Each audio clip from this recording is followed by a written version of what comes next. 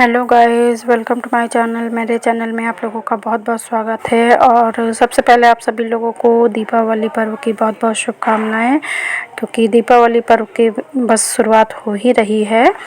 तो एडवांस में मैं आप लोगों को बधाई दे रही हूँ। और देखिए, सफाई अभियान चल रहा है। और देखिए, अभी अभी बेटा यहाँ का फैन साफ़ कर गया है अपने रूम का, और गेट तक सब गीले कपड़े से सब साफ़ कर गया है, क्योंकि पेंट का नंबर अभी आया नहीं है। और फिर बच्चे बिज़ी होते हैं, हम भी बिज़ी हैं, तो पेंट अभी नहीं करवाया है। तो वैसे गेट वेट सब साफ़ है। तो यहाँ देखिए, पंखा भी साफ़ करके गया है और बिल्कुल क्लीन हो गया है अब। और जो खिड़की दरवाजे हैं वो भी सब उसने साफ़ कर दिए हैं। तो इस रूम की बड़ी बड़ी जो साफ़ सफाई थी वो हो गई है। और अब देखिए, झालर भी निकाल ली थी, पर पहले बच्चों ने निकाल ली थी। तीनों भाइयों ने मिलकर ये था कि लगाएंगे। फिर मतलब मेरे बेटे ने तो नहीं निकाला था, छोटे भाइयों ने ही कहा था, पर फिर हम लोगों ने मना कर दिया कि अभी इतना ज़्यादा तामझाम अच्छा नहीं लगता है। अभी 6 महीने हुए हैं अपनी दादी को खोए हुए, तो इस वजह से तो छोटे वाले भाई तो अभी भी बहुत ज़्यादा मतलब प्रेशर डाल रहे थे कि भैया आप लगा दो, आप ही लगाते हो हर बार, तो हमारा घर भी अच्छा लगेगा। अब बच्चे हैं, उनको शौक़ लगती है। और फिर उनकी दादी तो बहुत ज़्यादा शौकीन थी। और मेरा बेटा तो बोल रहा था कि दादी इस बार ऊपर से देखेंगी तो यही कहेंगे कि हम रहते थे तो घर कितना सजा के रखते थे, कितने अच्छे से पूजा करते थे, और हम नहीं हैं तो हमारी बहुओं ने घर नहीं सजाया है। तो वो हंस भी रहा था। तो यहाँ पर देखिए, थोड़ा सा झाड़ पोंछ करने के बाद मैं ड्राइंग रूम की सफाई कर दूँगी, झाड़ू पोछा कर दूँगी, और इसके बाद फिर मैं अपना बेडरूम साफ़ करूँगी।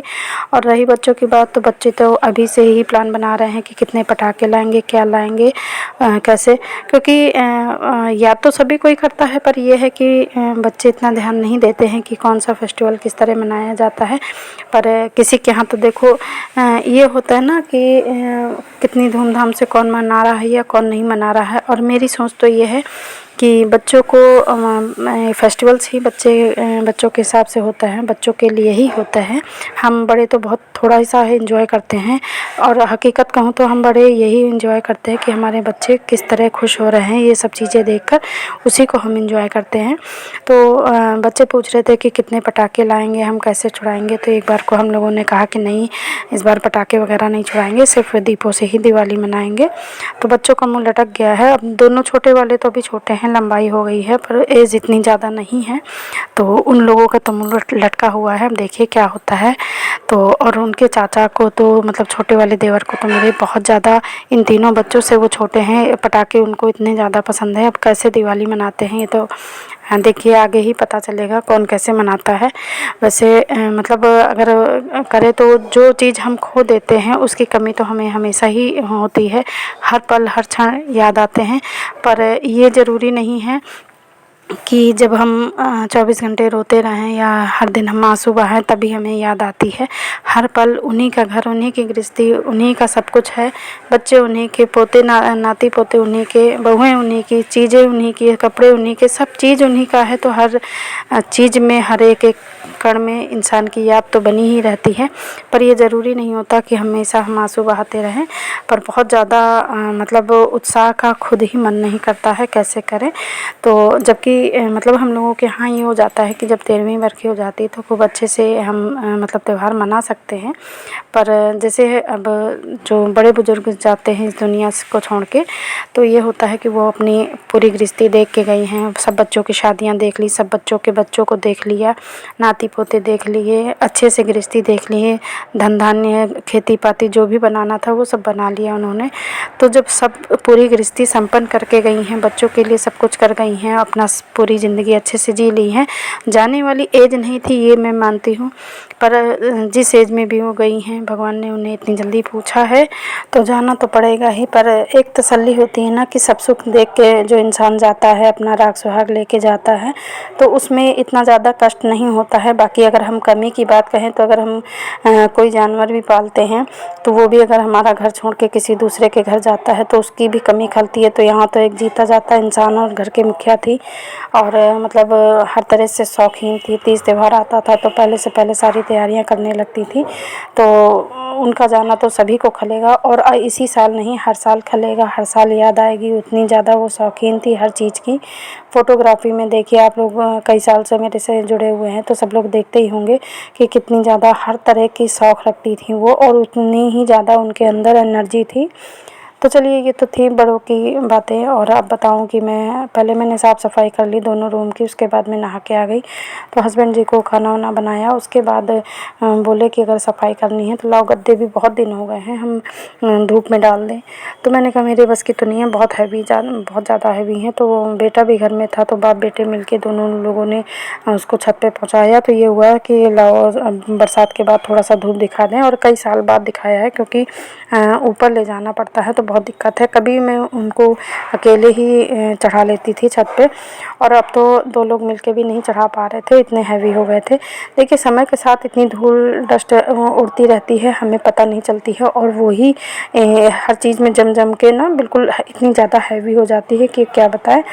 तो मैं तो नहा चुकी थी, पर उसके बावजूद फिर भी जब इन लोगों ने मैट्रेस को ऊपर पहुंचा दिया तो फिर मैंने सोचा कि लाओ, जब हट ही गए हैं, सब खाली हो गया है बेड पूरा, तो लाओ अंदर झांक के देख लें कहाँ पर क्या सामान रखा है।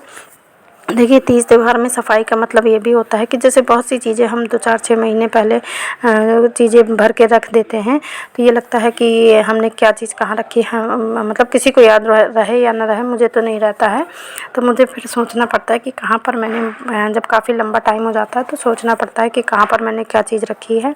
तो यही चीज़ें देखिए मैं देख रही हूँ, क्योंकि पीछे वाले जो बॉक्स होते हैं उनको खोलना थोड़ा सा मुश्किल हो जाता है, और आगे के दोनों बॉक्स में मैं मतलब ऐसे डेली वाला सामान रखती हूँ। डेली मतलब मंथली या 2-4 महीने में खोलते रहते हैं, और पीछे वाले दोनों बॉक्सों में मैं इस तरह का सामान रखती हूँ जो कि मुझे साल 6 महीने में खोलना होता है, या जो थोड़ा मतलब कभी कभार काम आते हैं।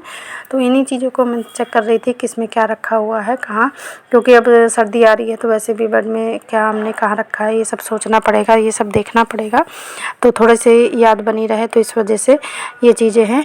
और मैं यहाँ पर अपने बेटे का मेरे बेटे को जब मैं मेरी नानी सास के पास ले गई थी पहली बार, मतलब मैं अपनी सास के मायके ले गई थी, तो वो 2.5-3 महीने का था शायद, तो पहला नाती था उनका वो। तो जब मैं लेके पहुंची ना, तो फिर उनकी नानी ने जैसे बच्चों को 5 बर्तन देते हैं तो 5 बर्तन नहीं दिए थे, तो छोटे छोटे मतलब पीतल के बहुत हैवी लोटा और कटोरी थी, तो वो दिया हुआ था। तो कहते हैं कभी याद करेंगे कि किसका मतलब नानी ने, परनानी ने दिया है ये, तो सॉरी परदादी लगी उसकी, तो उन्होंने दिया है, तो वो रखे हुए थे। तो मुझे याद आया कि पूजा पाठ में मैं कई बार से उसको चेक कर रही हूँ कि कहाँ रखा हुआ है, तो नहीं मिल रहा था। फिर मैंने बेटे को बुलाया और मैंने फिर मतलब एक बॉक्स मैंने उसको पूरा खोला, फिर उसमें मुझे बर्तनों के साथ मिला। जब छोटे में इसको मिला था तब मुझे ये लगा कि नहीं, अभी ये छोटे छोटे बर्तनों का मैं क्या करूँगी, बेकार है, याद के तौर पे रखे रहूँगी। पर किसी की याद को जब हम बाहर निकाल के उसको डेली में यूज़ करते हैं तो हमें और ज़्यादा याद बनी रहती है। तो वही मैंने कहा मेरा बेटा इतना बड़ा हो गया है, इसको दिखाऊं कि इसकी मतलब इसके पापा की नानी ने इसको क्या दिया था। तो वही मैं चेक कर रही थी, तो यहाँ पर देखा तो मतलब रज़ाई वगैरह सब निकलवाई उसी से, और वो नहाने जा रहा था। तो सब चीज़ें हटवाने के बाद देखिए मिल गया है मुझे। तो यहाँ पर मैं बेटे को बुलाकर दिखाऊंगी और आप लोगों को भी दिखाऊंगी कि इसके पापा की नानी ने इसको क्या निशानी दी थी। तो जब तक हर्षु आता है तब तक आप लोग देख लीजिए। ये छोटा सा लोटा है और ये कटोरी है। देख हर्षु, ये देखो उठा के देखो, वजन देख, मेरी शादी वाला देख, थोड़ा ही अंतर है। तो पहले की चीज़ है। क्या है ये? ये बर्तन नानी ने तुमको दिया था। ये है काहे का? झूठा है तो उसको मैं निकाल रही हूँ। किस चीज़ का? पीतल का है। बेच दो।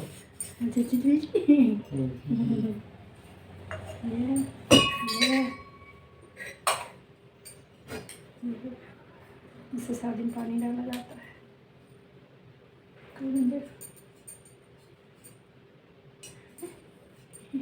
तो करना क्या है? ये दिखाई थी, इसी को ढूंढे।